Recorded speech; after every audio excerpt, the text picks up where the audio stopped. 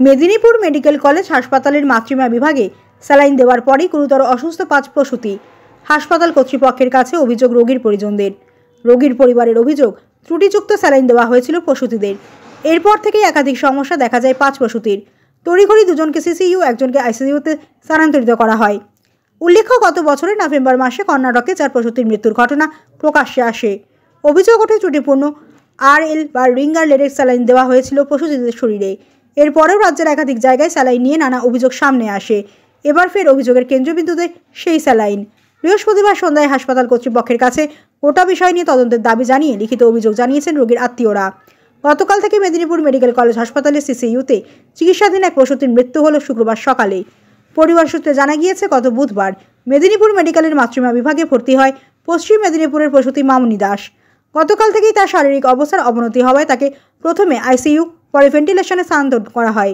সেই প্রসূতির মৃত্যু হয় শুক্রবার সকালে বলে দাবি পরিবারের। ঘটনার পর কান্নায় ভেঙে পড়ে পরিবার পরিজনেরা। যদিও হাসপাতালের পরিস্থিতি বেগতিক দেখে হাসপাতাল চত্বরে মোতায়েন করা হয়েছে বিশাল পুলিশ বাহিনী। রয়েছেন কোতোয়ালি থানার আইসি সহ অন্যান্য পুলিশ আধিকারিকরা।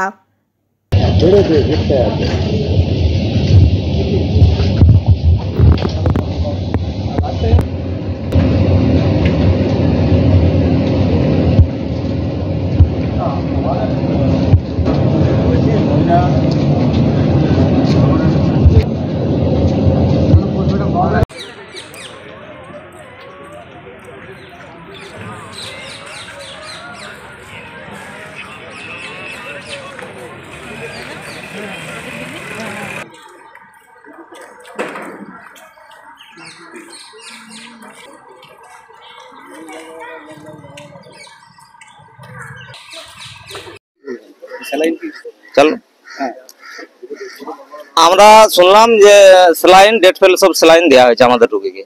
তার জন্য আমাদের রোগী এত অসুস্থ। এবং দ্বিতীয় নম্বর হচ্ছে যে ডক্টর অপারেশন করেছিল, সে ডক্টর হচ্ছে জুনিয়র ডক্টর, কোনো প্রফেসর ছিল না। ঠিক আছে, এই কারণে এই অপারেশনগুলো পুরো চিকিৎসাটাই টোটালটাই ভুলভাবে হয়েছে। আর এখন একদম ভর্তি সমেত। কি দাবি করবেন? কি আপনাদের কি আমরা দাবি করছি এখানে হসপিটাল সুপারের কাছ থেকে এবং পুলিশ প্রশাসনের কাছ থেকে এবং রাজ্য সরকারের কাছ থেকে আমরা ন্যায্য বিচার চাই। আর যে এই ডক্টর অপারেশনটা করেছেন তার সাথে আমরা কথা বলতে চাই। সে আমাদের সাথে যেন এসে দুটো কথা বলে যায়, আমাদের প্রশ্নের উত্তর দিয়ে যায়। আমাদের এই দুটো ছোট বাচ্চাকে আমরা কিভাবে মানুষ করব এই অবস্থাতে? কি নাম আপনার? আমার নাম গৌতম দাস।